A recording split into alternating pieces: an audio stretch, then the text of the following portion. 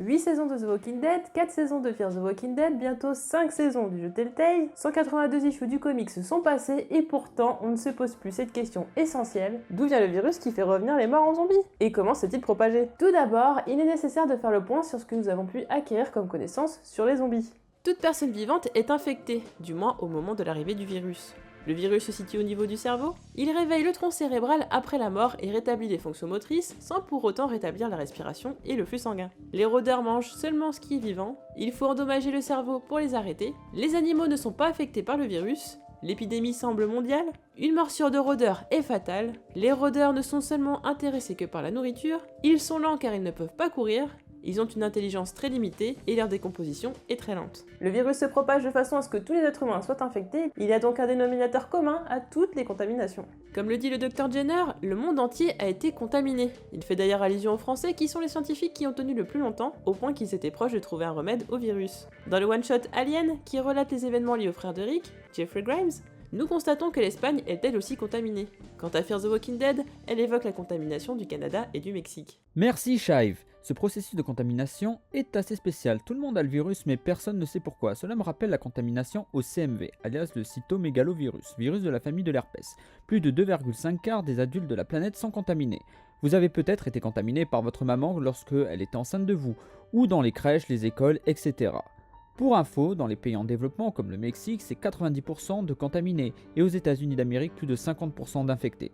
Cette infection est très subtile, voire sournoise, elle est inaperçue chez 90% des adultes. Mais rassurez-vous, ce virus dort en vous et ne se réveillera sûrement jamais de votre vie, sauf si vous avez le sida ou une transplantation ou autre chose qui touche le système immunitaire. Et il y aurait même une corrélation avec une diminution de l'espérance de vie.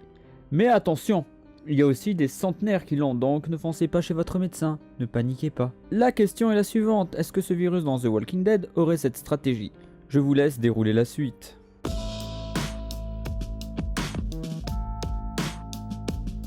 Qu'est-ce que les humains consomment tous sans exception? Bien évidemment l'eau, qui est l'élément le plus vital. Dans la saison 1 de Fear the Walking Dead, nous sommes témoins du moment où tout a basculé. Comment les rôdeurs se sont multipliés à une vitesse grandissante. Il est dit qu'au départ, il n'y avait que quelques cas dans 5 états, et que ces événements n'étaient pas connectés. On pourrait donc en conclure que la propagation du virus s'est effectuée au départ à travers les grandes villes. Serait-il possible que l'eau de ville contienne donc un agent chimique ou une bactérie qui aurait causé ce chaos? L'eau est très présente dans les plans du premier épisode de Fear the Walking Dead, notamment lorsque Nick se réveille après s'être injecté une dose d'héroïne près d'un bidon d'eau. On peut noter également que Calvin, qui reviendra d'entre les morts quelques minutes plus tard, boit un verre d'eau fraîche aux côtés de Nick. Alicia, elle, sort trempée de la douche. Mais plus important encore, la possibilité que l'eau soit contaminée est même envisagée dans l'épisode. Voyons si cette théorie semble plausible pour Science Manga. Une bactérie dans l'eau? Mais charmante idée! Alors, bonne question, il faut savoir que rechercher la totalité des bactéries ou des virus dans l'eau est quasiment impossible car nous n'avons pas la technique et en plus les enjeux économiques seraient trop énormes. Alors, il y a soit dans l'eau des bactéries, des virus ou des parasites protozoaires. Si on prend les bactéries, elles causent des problèmes gastriques, les virus sont souvent dans les selles, alias les excréments, ainsi que les parasites protozoaires. Le seul souci de cette théorie, c'est que ce sont des vecteurs de maladies assez symptomatiques, donc j'aurais du mal à placer cette contamination via l'eau.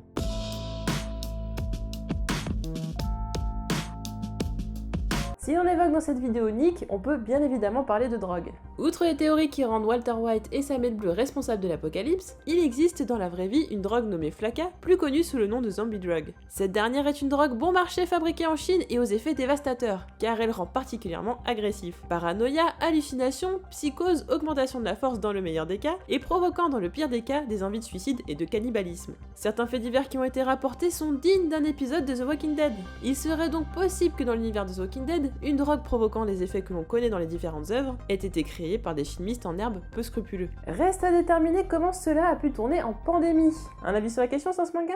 La drogue? Excellente piste.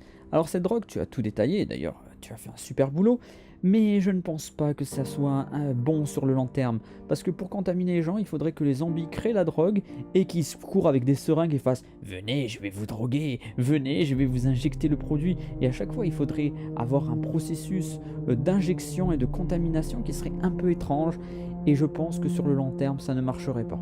Blague à part, il faudrait que la drogue ne puisse pas être éliminée par les reins ou l'appareil digestif ni métabolisée par le foie qui pourrait neutraliser les effets. De plus, qui fabriquerait en continu cette drogue? Les survivants? Les zombies? De plus, le mode de contamination que l'on voit dans la série n'aurait pas de sens, à moins que les zombies aient une formation continue de cette drogue dans leurs glandes salivaires, et le propageraient via la morsure. Pour moi, cette option est scientifiquement impossible. Voyons d'autres pistes. Prochainement, des zombies ont pris de la drogue, des zombies sont déchaînés. On parlera de Walking Junkie. Bientôt dans les salles. Je suis sûr qu'on ferait fureur avec une idée comme ça. Hypothèse la plus probable puisque la Terre entière semble être touchée par l'épidémie, la transmission par l'air. Le seul dénominateur commun à tous les humains puisque tous les humains respirent le même oxygène.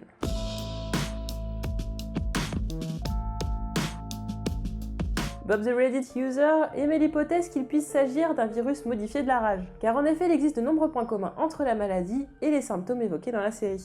Lorsqu'une personne est mordue par un porteur de la rage, le tissu est infecté par le virus, ce qui a pour conséquence de propager ce dernier le long des nerfs jusqu'au système nerveux central. Lorsque le virus arrive au cerveau, il est trop tard. Plus aucun vaccin n'est possible car la maladie s'est déclarée. La fièvre, la confusion, l'hallucination font partie chez l'humain des symptômes révélateurs de la rage qui est mortelle 2 à 10 jours après l'apparition des premiers symptômes. Il est possible de relier cela aux conséquences d'une morsure de zombie, la personne n'ayant que pour seule possibilité de s'en sortir, de couper le membre infecté avant que la maladie se propage dans le corps de la victime en proie à une forte fièvre. Jim n'est pas un monstre ou un simple chien enragé. Par ailleurs, le Dr Jenner l'explique, le virus redémarre le tronc cérébral, endroit même où s'achève la course du virus de la rage. Rage qui chez les animaux provoque une grande agressivité qui les pousse à mordre tout ce qui les entoure. Cependant, il reste plusieurs points à éclaircir, puisque nous avons tous connaissance d'une célèbre phrase issue du comics et de la série.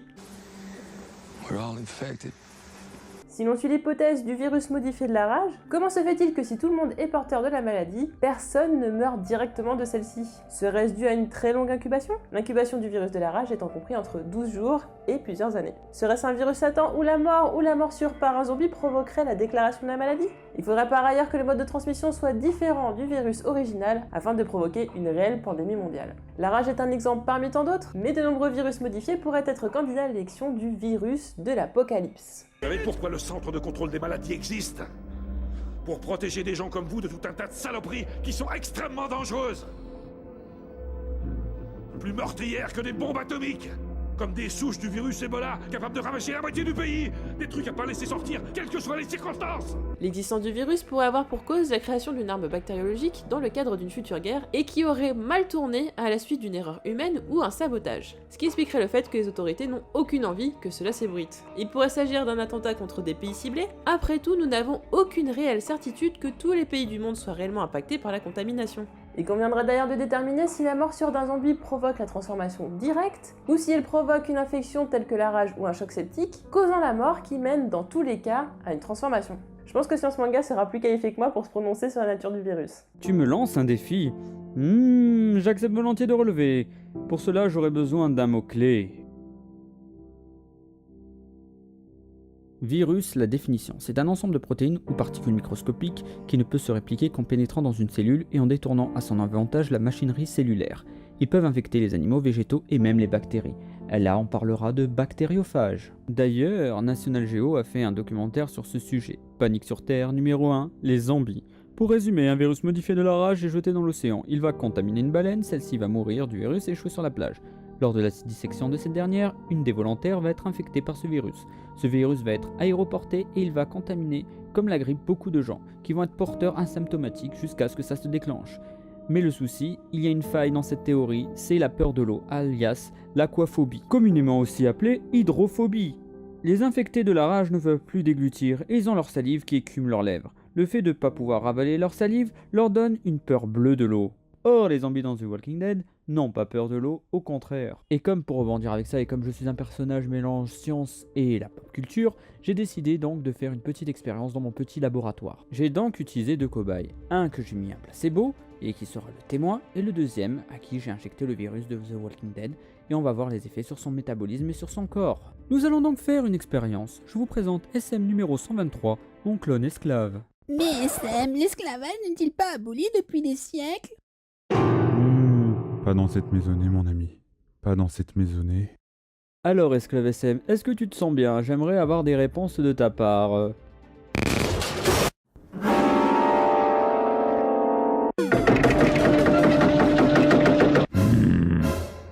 Kawaii.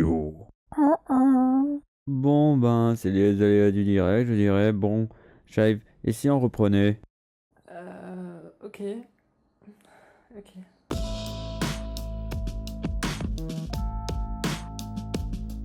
Virus, bactéries, drogue, et si finalement le coupable se trouvait dans la nature? Un coupable qui se promènerait dans les airs, des spores par exemple, qui, se développant en champignons dans le cerveau de l'homme, en prendraient le contrôle. Au hasard, on va dire l'Ophiocordyceps unilateralis. Ce serait du déjà vu puisque The Last of Us a déjà exploré le concept, mais admettons qu'il s'agisse bien de cela. L'Ophiocordyceps unilateralis est un sacré phénomène. Il est connu pour ses propriétés très spéciales. C'est un champignon qui, pour se reproduire, comme beaucoup d'autres végétaux, dégage des spores. À ceci près que les spores vont se loger dans la tête d'une victime, le plus fréquemment une fourmi. Le champignon va alors se développer à l'intérieur de celle-ci de son vivant, pour ensuite en prendre le contrôle. Le champignon forcera la fourmi à monter le plus haut possible, à planter ses mandibules de façon à rester accrochée avant que celle-ci ne meure. En effet, le champignon a besoin de se situer le plus haut possible pour que les spores puissent être emportés par le vent. C'est la raison pour laquelle il prend le contrôle de la fourmi. Dans le cas de The Walking Dead, tous les humains seraient infectés par les spores, mais le champignon ne se développerait qu'à la mort de l'hôte. La nature souhaiterait donc reprendre ses droits? Elle maltraitée par l'homme depuis tant d'années.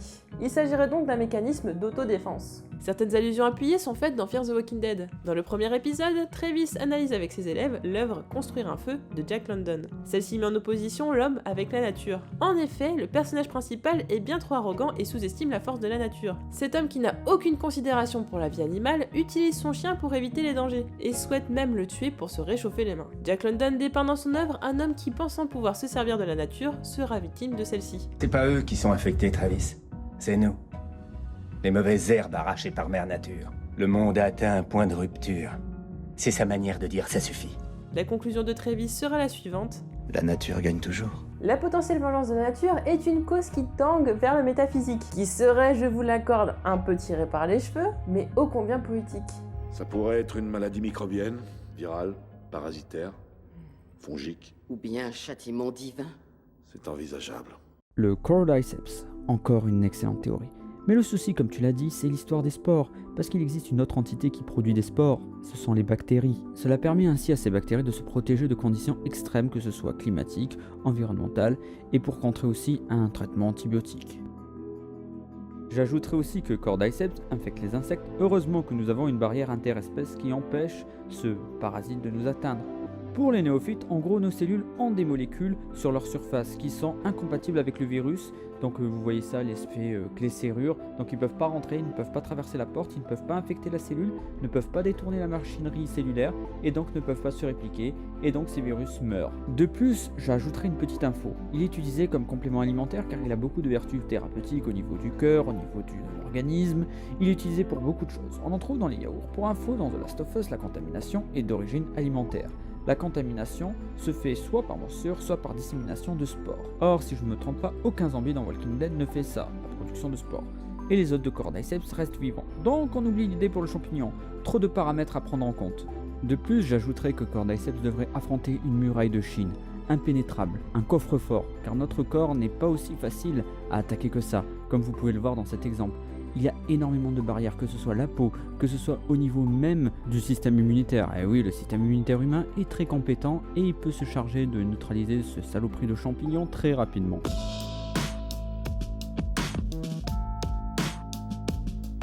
Il serait intéressant de se demander pour quelles raisons l'épidémie touche l'ère moderne et si une épidémie similaire a déjà eu lieu par le passé. Serait-il possible que la même épidémie ait touché d'autres créatures vivantes il y a de cela des centaines de millions d'années? Avec l'arrivée de l'industrialisation et la constante recherche d'innovation technologique, la Terre s'en est trouvée bouleversée. L'augmentation du taux de CO2, de méthane, de protoxyde d'azote et de gaz fluorés dans l'air ont provoqué le déclenchement du réchauffement climatique qui, à son tour, cause depuis quelques années la fonte des glaces. Les glaces conservent depuis des millions d'années des vestiges du passé qui s'avèrent être à la fois fascinants pour certains et effrayant pour d'autres. Ainsi, les scientifiques, inquiets, s'affairent à rechercher la présence de virus dans les glaces. Ces recherches sont d'ailleurs fructueuses, puisqu'elles ont déjà permis de trouver des virus géants, dont le pitovirus Sibericum, qui, comme son nom l'indique, a été trouvé dans le permafrost sibérien. Ce dernier serait vieux de 30 000 ans, ère pendant laquelle a eu lieu l'extinction de l'homme de Néandertal, et serait le virus le plus géant ayant été découvert à ce jour. Bien que les scientifiques aient réussi à le réveiller, le pitovirus Sibericum est inoffensif pour l'homme. Cependant, cela signifie tout de même que des agents pathogènes nocifs pour l'homme peuvent d'une manière similaire refaire surface. J'ai bien conscience que ça a l'air dingue. Mais si on analysait les fossiles, en sachant ce que je sais de la contamination, on ne pourrait pas affirmer que ce n'est pas ça qui a tué les dinosaures. Je pense pas que ce soit le cas. Non. Mais j'adore l'idée d'un ankylosaure mort-vivant en train de courser un diplodocus. Si on suit l'hypothèse de Gene, les dinosaures auraient pu être eux aussi infectés par le virus zombifiant, causant chez eux les mêmes symptômes que chez l'être humain. Le virus aurait pu provoquer l'extinction d'une certaine quantité de dinosaures, puis l'espèce se serait définitivement éteinte suite à l'impact d'une météorite ou à un phénomène volcanique d'ampleur mondiale. L'hiver d'impact ou l'hiver volcanique qui s'en serait suivi aurait contribué à enfermer le virus dans la glace pendant des millions d'années, jusqu'à que celui-ci ne se réveille consécutivement à la fonte des glaces, touchant ainsi l'ensemble de l'humanité. Il serait même possible de pousser le raisonnement plus loin en imputant au virus la responsabilité de l'extinction d'autres espèces humaines, telles que l'homme de Néandertal et l'homme de Flores, il y a de cela des dizaines de milliers d'années. Un virus venant des temps anciens, l'idée est très intéressante. Mais pour moi, il y a un souci majeur et je vais te l'expliquer. Notre chère petite boule bleue a des alternances de périodes glaciaires et interglaciaires, c'est-à-dire qu'il y a un réchauffement climatique entre les deux et une période qui est beaucoup plus froide.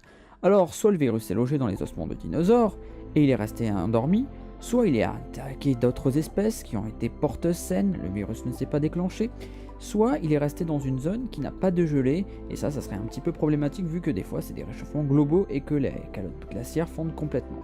Donc là cette proposition peut marcher, mais il y a quand même des zones d'ombre. Est-ce que ce virus aurait pu subsister pendant des siècles, des millions d'années? C'est assez compliqué. Néanmoins, les scientifiques ont des craintes vis-à-vis par exemple de la peste noire, qui aurait encore à l'heure actuelle des résidus dans certains cadavres, donc il y a plus de 600 ans. Donc ça pourrait être logique, ça pourrait être plausible, et ça serait très intéressant. Donc il faudrait creuser ça, et j'espère qu'un jour The Walking Dead nous sortira quelque chose de similaire. Mais c'est une excellente idée, et moi je la valide pour l'instant.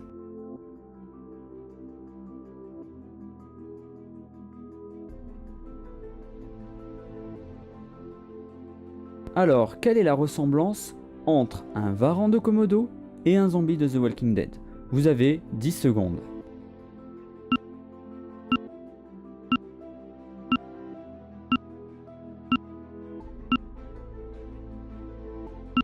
La réponse était le mode de prédation. Alors le varan de Komodo a un mode de prédation assez spécial. Le varan de Komodo va mordre un animal, cet animal va partir, va fuir, et au bout de quelques heures, quelques jours, l'animal va mourir de septicémie, c'est-à-dire qu'il va y avoir une contamination microbienne au niveau du sang qui va être anarchique et le système immunitaire va être dépassé et la bête va mourir. Et après le varan de Komodo va venir se servir tranquillement alors que bon, c'est pas très compliqué pour lui. Et vous voyez l'analogie avec la morsure de zombie. Et là, je vais aller encore plus loin. Vous savez pourquoi la morsure de zombie tue? La totalité de l'humanité possède une arme fatale.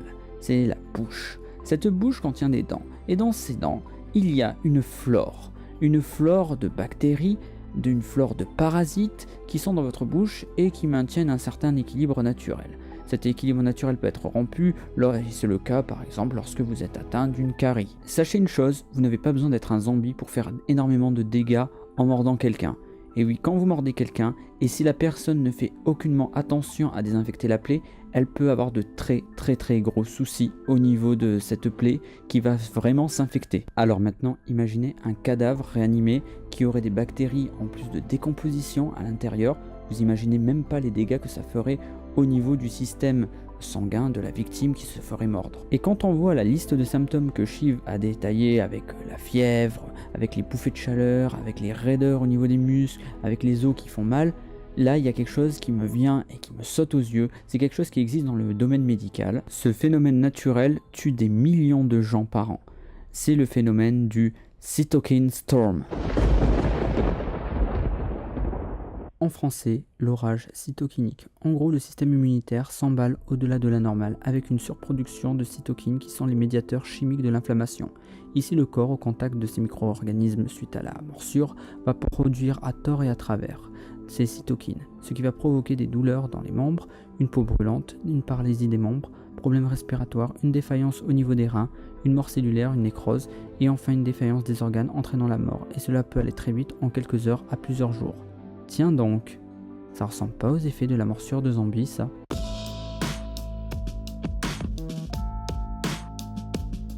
Et si je vous disais que ça pouvait n'être rien de tout cela? Ni cause humaine, ni naturelle, ni divine. Et si les responsables venaient d'ailleurs, par exemple d'une autre galaxie? Ça vous semblerait délirant et pourtant, Robert Kirkman a essuyé de nombreux refus avant de pouvoir enfin publier son comics à succès. C'est la raison pour laquelle, afin d'y parvenir, il lui a fallu mettre au point un stratagème. En effet, à l'époque, les comics ayant pour thème les zombies n'avaient encore jamais rencontré le succès. Kirkman a donc dû ajouter un élément qui distinguerait totalement son œuvre des autres comics à thématique zombie. Il a fait croire à Image Comics que l'histoire de The Walking Dead annonçait une invasion alien. Selon lui, afin que les aliens puissent conquérir la Terre, il leur fallait au préalable se débarrasser de tous les humains. Raison pour laquelle ils ont créé le virus responsable de l'apocalypse zombie. Une fois le premier tome publié, Kirkman avoua qu'il ne s'agissait seulement que d'une histoire inventée pour faire publier le comics. Puis, quelques années plus tard, il plaisanta sur le fait que l'arrivée d'une invasion alien aurait certainement ruiné le comics. Toutefois, un clin d'œil est fait à cette histoire à la fin de l'issue 75, et en couleur qui plus est. Rick se réveille d'un coma, encore. Terrifié par ce qui est advenu de la Terre, ce dernier apprend de la bouche de Tyrese et de Michonne que les aliens se sont emparés de la Terre car ils en convoitent l'eau. Les aliens ont répandu le virus et ont fait des derniers survivants des esclaves ayant pour tâche de les aider à récupérer l'eau. Et si au final, il était réellement question de cela? Puisqu'il est à ce jour impossible de justifier les éléments menant à l'apocalypse zombie par des causes rationnelles. Mais aurons-nous un jour la réponse? Cela semble peu probable, Kirkman ayant pour but de centrer l'histoire de The Walking Dead sur les personnages et leur capacité à survivre. Il ne souhaite donc pas aborder l'origine du virus, sujet qui a été moult fois abordé dans de nombreuses œuvres. Un grand merci à Science Manga pour cette collaboration, c'était un plaisir de travailler avec lui. N'hésitez pas à aller vous abonner en masse à sa chaîne car il fait du très bon travail, il mérite vraiment votre attention. Quant à nous, on se retrouve très vite pour de nouvelles vidéos. Salut!